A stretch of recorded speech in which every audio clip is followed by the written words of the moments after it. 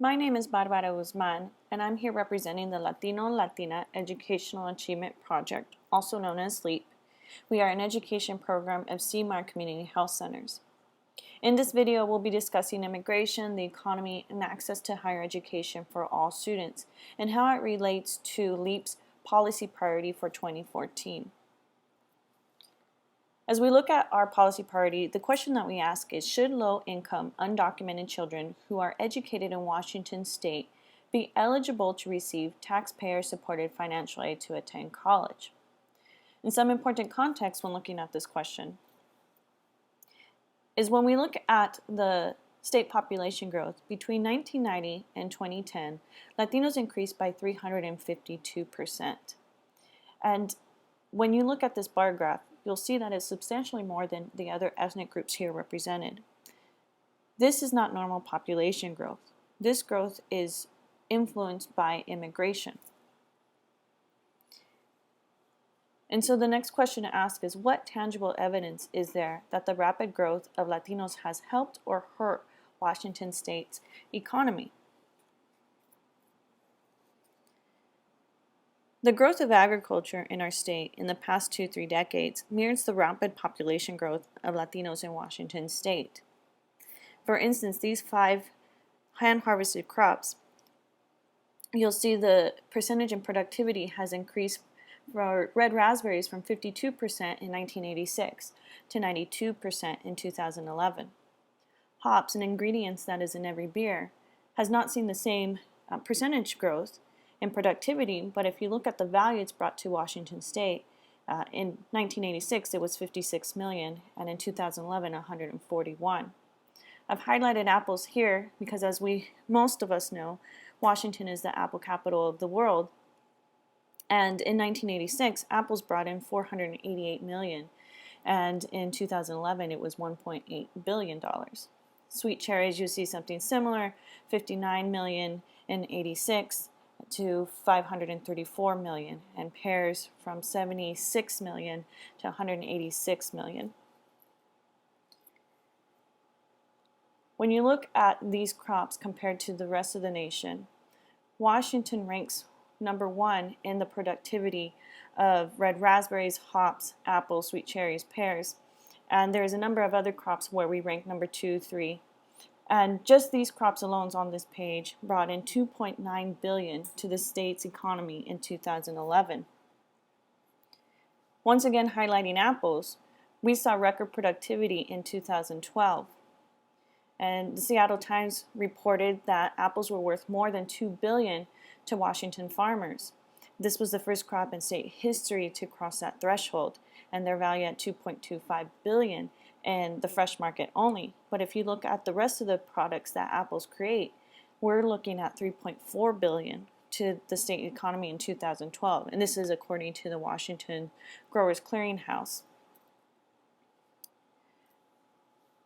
And so Dan Newhouse, the director of Washington State's Department of Agriculture, stated that in 2011, the hard work of Washington farmers paid off as they grew the second most valuable harvest in state's history. And at LEAP, we very much agree that farm owners have done a great job to Washington's economy and deserve a number of credit. But the one thing I do want to remind you of is those crops that I just showed you are hand-harvested crops. So not only do the owners deserve credit, but so do the workers. And I want to also highlight to you who these workers are.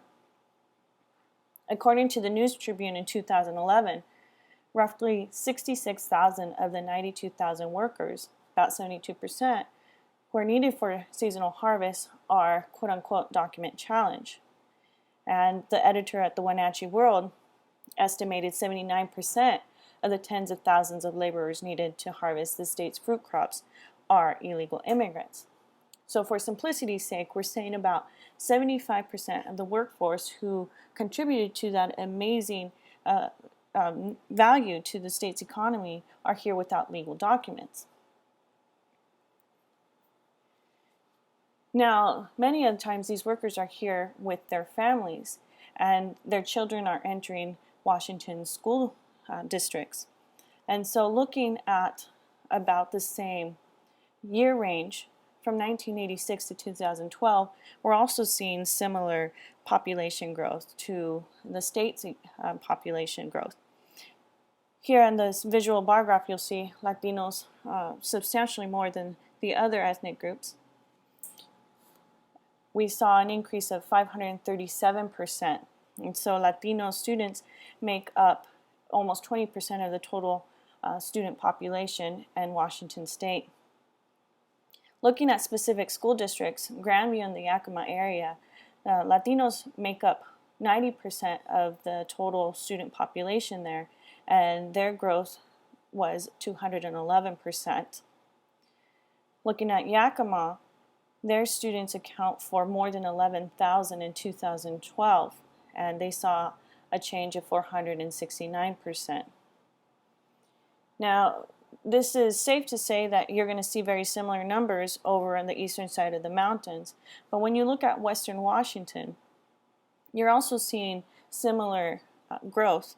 In Seattle, you see that the change of Latino students from 1986 to 2012 was 181%, and they make up 13% of the total school population.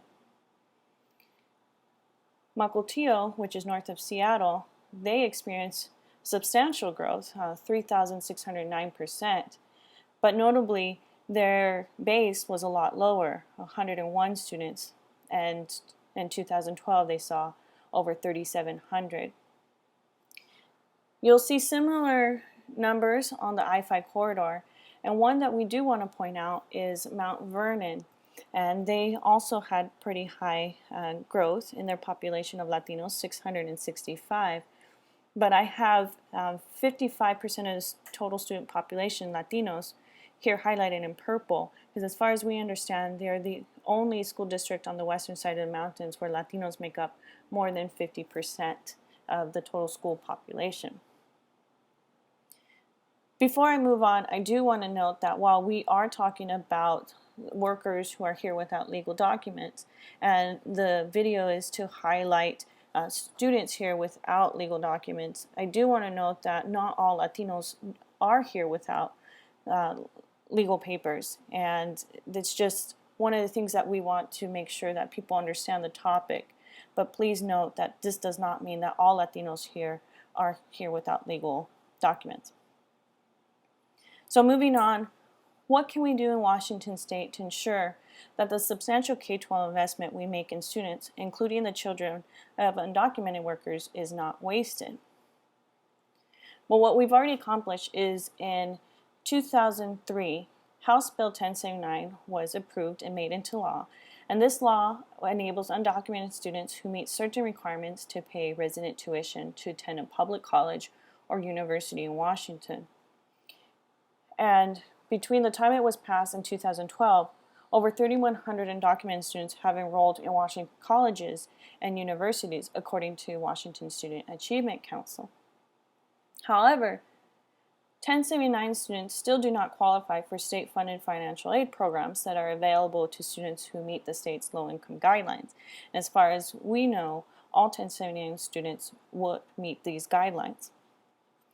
In the 2013 legislative session, the House, on a vote of 77 to 20, approved House Bill 1817.